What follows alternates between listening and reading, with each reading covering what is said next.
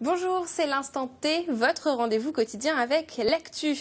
Aujourd'hui, le point sur le dispositif de sécurité mis en place lors de Brest 2016. Les effectifs policiers et militaires seront augmentés. Retour également sur les événements de ce week-end et cette manifestation ce dimanche à Pinmar contre le nucléaire, alors que ce mercredi devrait être tiré un nouveau missile M51 au large du Finistère. Et puis nos invités ce lundi vont partir 3 ans en mer. Constance Olives et Luc Mallet, bonjour. Bonjour. Alors on parle de l'expédition Waterline dans un instant avec vous. Et puis qui dit week-end dit sport. Et pour ça on retrouve notre spécialiste Ludovic Jean. Bonjour Ludovic. Bonjour Julie. Le programme se fait de plus en plus léger en cette fin de saison. Ouais, il se passe encore quelques événements. Malgré tout, on reviendra notamment sur les finales de la Coupe de Bretagne. On parle de football, le 3e Open de France de danse, de patinage sur roulette à Plabennec, ainsi que la diffusion jeudi prochain d'un documentaire consacré au champion cycliste Warren Barguil. Eh bien, on se retrouve tout à l'heure pour en parler, mais juste avant, le point sur l'actualité de ce lundi 13 juin en Finistère et en région. Et on démarre cette édition avec un point sur les fêtes maritimes de Brest 2016. Dans un mois, plus de 700 000 visiteurs devraient venir découvrir les nombreux bateaux exposés dans la rade de Brest. Une foule compacte qu'il va falloir protéger et contrôler, alors que la France est toujours en état d'urgence. Pour cette édition, les moyens militaires ont été multipliés par 2 par rapport à 2012. Le dispositif de sécurité a été dévoilé ce lundi par le préfet Jean-Luc Videlaine. On l'écoute au micro de Camille Pochet.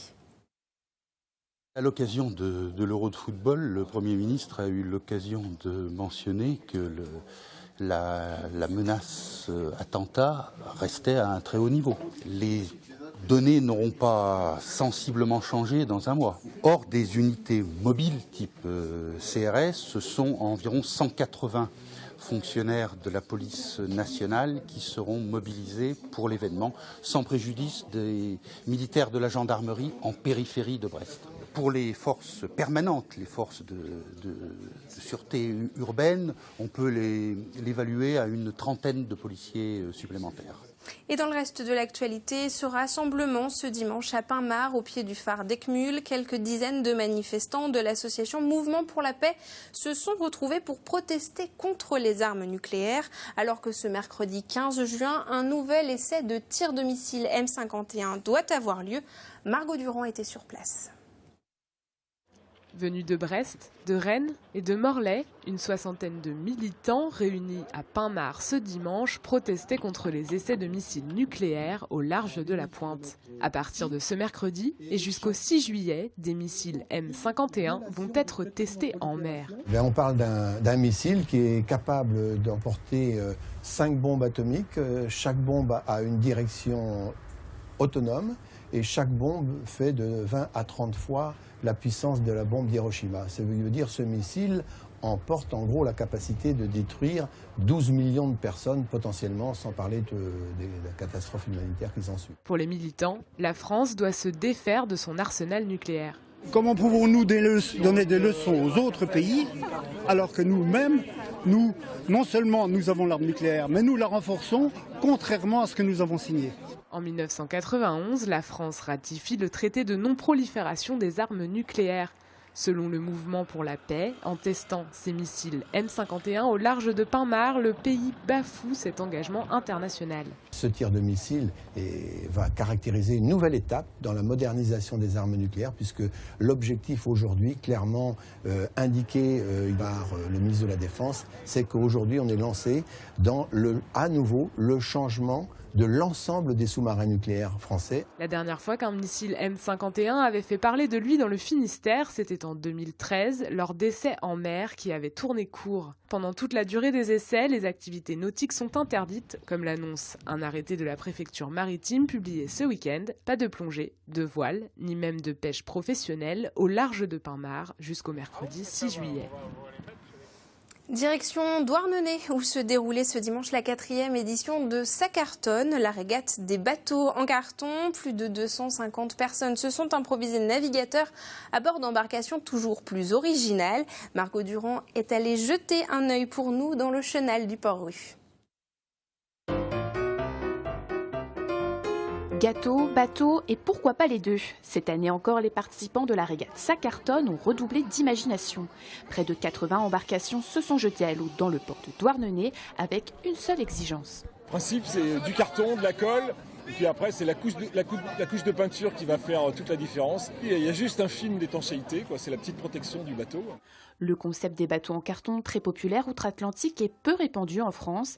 Les Penn Sardines n'ont pas hésité à s'en emparer et à s'inspirer de leurs amis anglo-saxons. Un bateau style Mississippi, avec une roue à eau. On a trouvé le plan d'une pirogue, c'était des Anglais qui avaient fait ça, une pirogue 3 places. Et nous, on en a assemblé 2, donc ça c'est la base un petit peu du bateau. Puis ensuite, la superstructure, on a regardé des photos de bateaux de Mississippi. Puis je crois qu'il y a des anglo-saxons qui s'en servent comme annexe de leur bateau, donc ça peut tenir le coup quand même plusieurs années. Pirogue, goéland, cygne, toute audace était la bienvenue.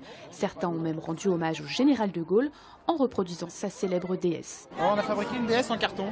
Il y a un squelette à l'intérieur en fait, et après on a voulu mettre la peau par-dessus. Et après on a fait 5 gros modules et on a assemblé les modules ensemble.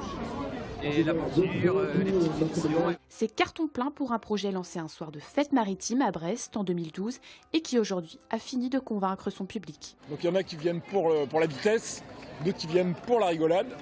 Donc là, tout ça c'est bien partagé, il y a une très bonne ambiance, les gens adorent ça. Plusieurs milliers de personnes se sont pressées au Port-Rue pour assister au spectacle ce dimanche. La régate a cartonné, même si personne n'est à l'abri d'un toucher coulé.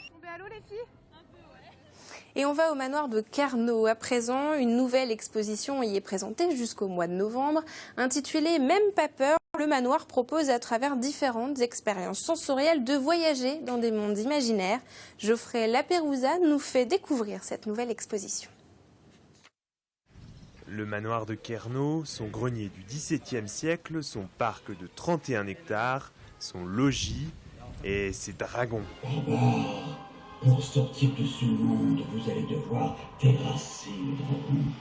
Emparez-vous d'une arme pour vous. Le dragon, une créature mythique qui depuis toujours transporte dans d'autres mondes, des mondes que le visiteur du manoir de Carnot découvre depuis fin mai, grâce à l'exposition Même pas peur. Au fil de la visite, on tremble dans la glaçante crypte de l'effroi, où on se laisse prendre au piège des voix ensorcelantes de Merlin et Viviane, un univers qui a su envoûter l'imaginaire collectif. De Narnia, en passant par Bilbo le Hobbit ou le Seigneur des Anneaux et bien d'autres encore, et de pouvoir justement montrer que tous ces univers, ils se sont abreuvés à des références historiques très très importantes en littérature, mais pas que.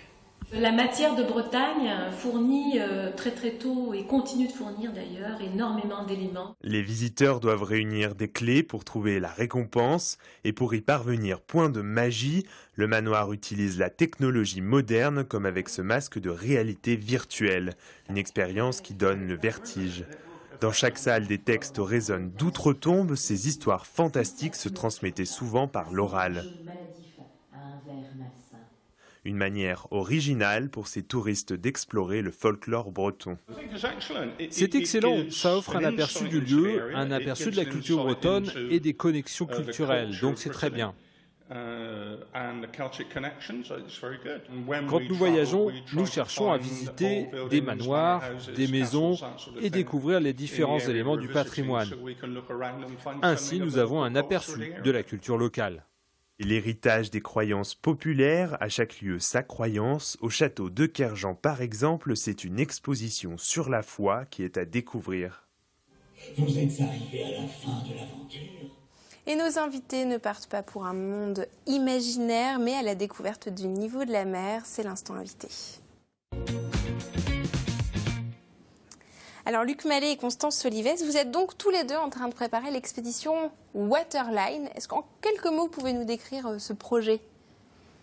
Alors, Constance, Luc. Waterline, c'est une expédition qui traite de l'adaptation au changement climatique, en particulier à la montée du niveau de la mer. Donc on en entend tous parler de ce changement climatique et la montée du niveau de la mer. Bon, on a des discussions autour du niveau, de la variation. Une chose est sûre, les experts le disent, elle va monter, il va falloir s'y adapter. Et donc l'objectif de cette expédition, c'est d'aller rechercher les manières dont les territoires déjà confrontés à cette montée du niveau de la mer ont pu s'adapter pour pouvoir ensuite, ici en France, bien anticiper ces questions-là qui sont déjà présentes à la fois en France, à la Faute-sur-Mer, mais aussi en Finistère. Et donc de pouvoir ramener cette matière-là en France pour pouvoir bien travailler sur ces questions. Quand est-ce que vous avez eu cette idée, l'envie de partir pour ce voyage, Constance ? Alors l'idée est assez ancienne en fait.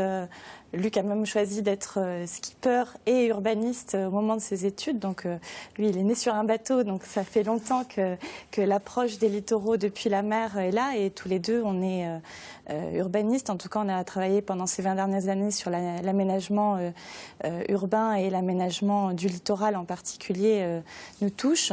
Donc l'idée, c'était à la fois de mêler cette approche navigation et ce regard depuis la mer avec cette question d'aménagement littoral et de voir comment progresser en France à partir des expériences d'autres territoires qui vivent finalement depuis plus longtemps certaines problématiques que sur nos propres littoraux. Alors vous allez partir en famille avec vos 3 enfants, c'est une expédition scientifique mais familiale aussi. Comment est-ce qu'eux se préparent à cette aventure ? Vous partez au mois de septembre. Oui, alors effectivement, c'est un engagement complet de la famille. Effectivement, on a un bateau qui va être un bateau bureau habitat. C'est voilà, ça, c'est votre exactement. Maison déjà ? C'est ça, c'est pas tout à fait encore la maison parce qu'il est sur terre-plein en refit, comme on dit. On le prépare complètement pour qu'il soit fin prêt en septembre pour le lancement. Et effectivement, c'est effectivement un projet. Il n'est pas question de partir sans les enfants qui sont partie prenante du projet, très engagés également. On en parlera peut-être un peu plus tard. Ils auront chacun leur part, leur petit travail à faire sur ce projet-là aussi ? Alors, de plusieurs manières. D'abord parce que pour qu'eux-mêmes se sentent bien dans cette vie-là, il faut qu'ils soient des vrais mousses. Il n'y a rien de pire que d'emmener un équipage sans le faire participer. Donc ça, c'est très important qu'ils soient actifs. Et puis, actifs aussi parce que finalement, sur les différents littoraux qu'on va aborder, on a choisi 15 littoraux caractéristiques de cette problématique-là. Et sur chacun des littoraux, on va approcher une école avec l'idée que les enfants soient un peu les ambassadeurs dans ces écoles pour amorcer la discussion sur aussi la perception des enfants sur l'avenir de leur littoral et ramener cette matière-là à d'autres écoles en France. On a l'école de Concarneau qui est un peu l'école pilote de ce lien-là, qui commence déjà à construire des outils pour échanger avec des écoles. Et on a la volonté de multiplier ces expériences. Donc ils seront à plusieurs niveaux sollicités dans cette aventure. Ils vont être mis à contribution en tout cas. Vous êtes aussi entouré d'un comité scientifique. Qui en fait partie et qu'est-ce qu'il apporte ce comité scientifique, Luc ? Alors effectivement, le comité scientifique, la question de l'aménagement des littoraux et la question de l'adaptation est une question vraiment complètement pluridisciplinaire, interdisciplinaire. Donc on souhaite réunir ces compétences entre elles pour qu'il y ait dialogue, ce qui n'est pas forcément toujours le cas. Les compétences, c'est-à-dire alors les compétences, que ce soit les domaines de l'océanographie, de l'architecture, de l'urbanisme, de la géographie, de l'anthropologie, du juridique. Et donc, ce comité expert, c'est un comité déjà qui a volonté à se regrouper pour avoir un dialogue ici en France, mais également avec d'autres experts dans le monde. Internationaux. Donc, vous avez déjà pris des contacts avec... Voilà, exactement, avec les universités locales. Et donc, que ce dialogue puisse exister et que le partage puisse exister. Puisque l'adaptation, finalement, c'est le partage de l'expérience et des expertises. Donc ce lieu n'existe pas encore sur l'adaptation à la montée niveau de la mer. Et on souhaite le générer et avoir à la fois des analyses aussi de nos travaux qui puissent être faits au regard de différentes compétences, dont celle donc de juristes. Par exemple, ici on a Loïc Prieur, qui est juriste spécialiste en droit littoral. Également Laurent Laberry, qui est océanographe, qui a travaillé au CNRS et qui intervient aujourd'hui beaucoup sur ces questions, des architectes, d'autres compétences dans ce comité d'experts. Alors Constance, vous le disiez, vous avez choisi 15 littoraux. Comment est-ce que vous avez fait votre choix sur le parcours pour vous dire on s'arrête là, Qu'est-ce qui a motivé chaque arrêt ? Alors c'est la volonté d'être sur un panel représentatif finalement des différentes problématiques qui peuvent exister, soit par la nature géographique de ces littoraux, soit parce que ce sont des petites îles basses ou hautes. Oui, soit il y a Tahiti, l'Argentine, c'est vrai qu'on imagine que ce n'est pas du tout les mêmes problématiques. Voilà, c'est des problématiques soit de petits territoires où le pays est un territoire insulaire, donc ça pose des problématiques dans le déplacement de population parce que le pays lui-même est une île, dans des caractéristiques urbaines très denses, qui là posent d'autres problématiques en termes de population et en termes aussi de capacité de financement de ces problématiques et des ingénieries qui vont avec, ou des espaces où il y a une très grande densité de population avec une très faible urbanisation, comme on peut avoir au Bangladesh ou dans d'autres pays qui sont aussi sous le feu des projecteurs. Et il y a l'idée de venir sur des endroits dont on a déjà entendu parler, mais où finalement, de loin, les médias peuvent amener une image peut-être déformée des réalités vécues. Et il y a l'idée de venir reprendre sur place quelle est la réalité vécue par ces territoires dont on a plus ou moins entendu parler, mais de revenir prendre sur place en se confrontant avec les gens, avec les citoyens qui vivent le problème et qui agissent face à ces problèmes pour venir capter... C'est de prendre des bonnes idées sur place de la population qui a su s'adapter à cette montée des eaux. C'est ça ? Oui, exactement. Et on part aussi de ce constat. C'est-à-dire que nous, professionnellement, on voit que la question de l'aménagement du territoire est une question d'experts. On a Mais vous êtes beaucoup professionnalisé les choses. Et peut-être que le citoyen est un peu plus éloigné de ces questions-là. On se rend compte, voilà, malheureusement, tristement, des personnes ont eu vraiment des drames dans leur vie, y compris voilà, leur disparition, du fait qu'ils ne savaient pas où est-ce qu'ils étaient installés. Et on va rencontrer sans doute des populations qui, elles, sont vraiment confrontées à ces questions de montée de niveau de la mer et qui s'y adaptent. Et par là même, on cherche avant tout à ce que le citoyen, aujourd'hui en France, puisse se reposer ces questions, puisse se réapproprier ces questions d'adaptation et d'aménagement du territoire en général. Prendre des idées qu'on pourrait adapter ici, par exemple, en France, sur le littoral. Tout à fait. Il y a à la fois des idées en termes purement techniques, c'est-à-dire en termes de mode constructif, d'architecture, de choses qui peuvent se développer.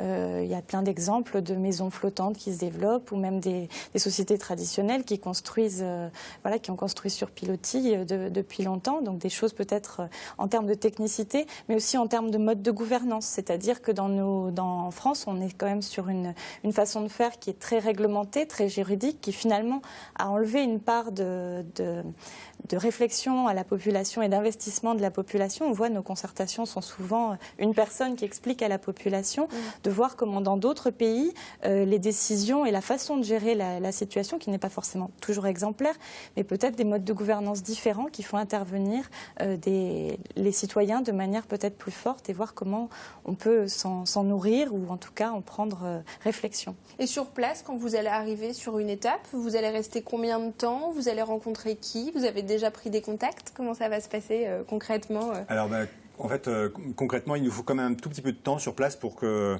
les choses puissent se faire positivement. Il y a déjà une semaine d'administratif, en fait, et puis de gestion du bateau, réparation, etc. Donc là, il y a cette semaine-là qui passe. Donc il n'y a pas qu'en France que l'administration est un peu lourde. Non, bien sûr. Surtout en venant par la mer, il y a toujours tout un cérémonial. Donc on va rentrer dans cette logique-là. Et puis ensuite, il nous faut au moins 15 jours pour pouvoir travailler concrètement par étapes. Donc c'est au minimum 3 semaines. Et sans doute, on va avoir des étapes qui vont plutôt être autour d'un mois pour pouvoir rencontrer à la fois la société civile, les habitants, mais aussi certains décideurs, les universités. Et donc c'est des escales d'un mois avec des travaux, Constance l'a dit tout à l'heure, aussi les écoles. Donc ça va déjà être un rythme assez important. Ouais. Et rapidement, nous qui restons en France, ici, comment est-ce qu'on peut vous suivre alors ? Eh bien, on a pour l'instant une adresse internet sur waterline.fr. On a un suivi quotidien. Et c'est vrai que l'ambition à plus long terme, et là, c'est là-dessus qu'on a besoin aussi d'étoffer nos moyens, puisqu'on se monte là en association, d'avoir aussi un développement d'une plateforme web plus dynamique. Et c'est vrai que soit la matière restera simplement à l'échelle de ce site internet, soit pourra aussi prendre une forme de web documentaire avec une profondeur de lecture finalement des des informations qu'on amènera qui pourra être lu et perçu de manière plus approfondie avec une plateforme qui permettrait aussi un forum d'échange.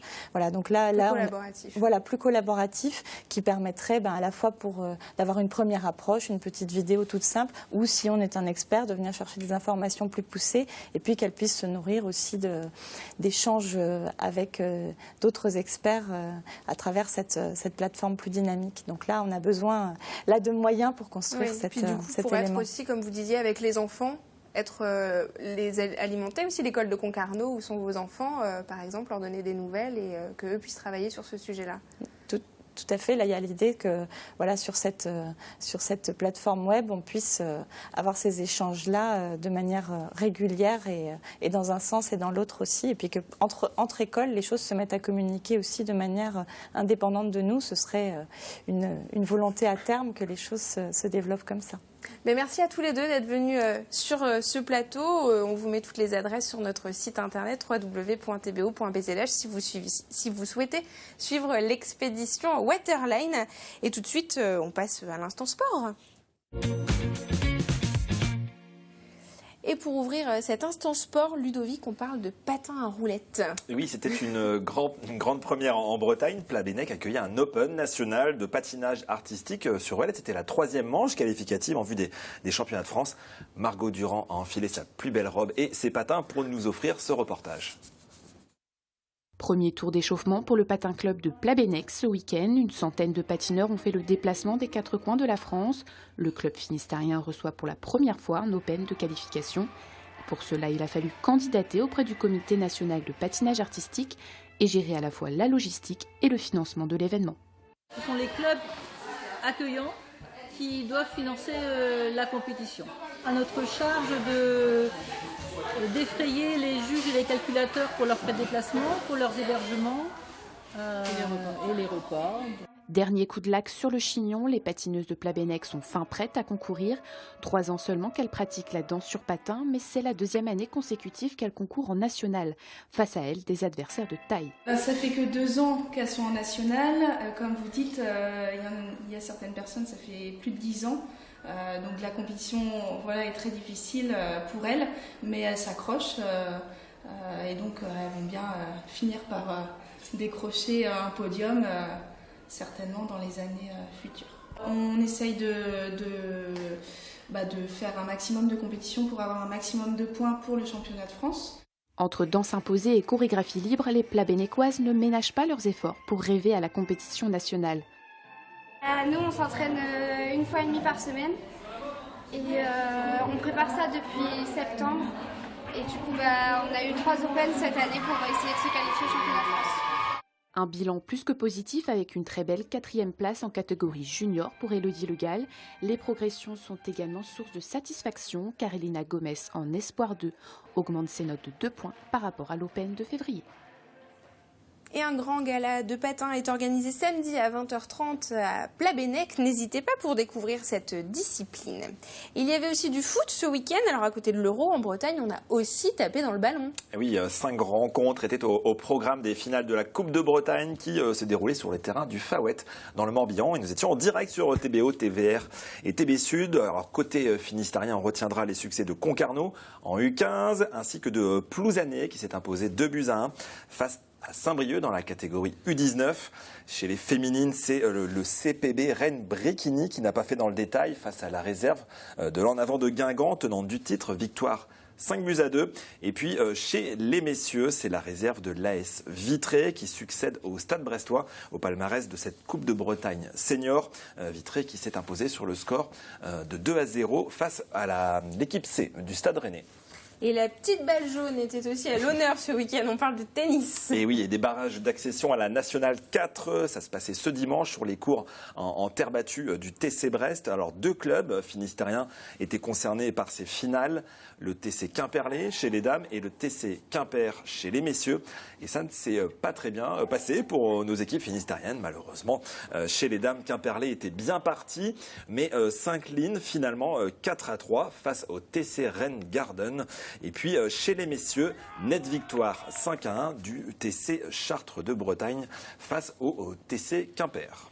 On finit avec du cyclisme, Ludovic, et ce documentaire à venir sur l'athlète Warren Barguil. Et pour ceux qui ne le connaissent pas encore, c'est tout simplement le meilleur coureur breton du moment. À 23 ans, le Morbihanais s'est révélé au grand public l'année dernière lors du Tour de France. C'était sa première grande boucle et il avait terminé 14e à l'occasion du documentaire qui sera diffusé jeudi prochain. Warren Barguil en route vers les sommets. Le réalisateur Kenan Anabask a pu suivre le champion dans son intimité durant plusieurs mois. Et je vous propose tout de suite de découvrir la bande-annonce.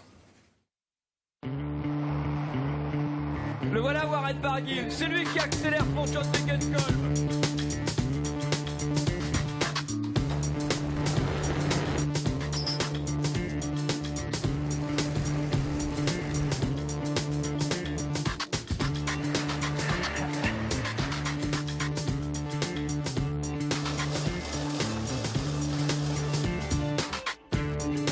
Il découvre le Tour de France, le breton. Vas-y, roule Warren, tu fais pas chier avec lui, putain. Il donne tout, c'est un authentique, c'est quelqu'un de réel. Les mecs sont tous cramés et puis voilà. Oh là là, oh là là, oh là là, oh là là. Ouais, oh là là, là. Oui. Calmez-vous, hein. Eh non. Oui.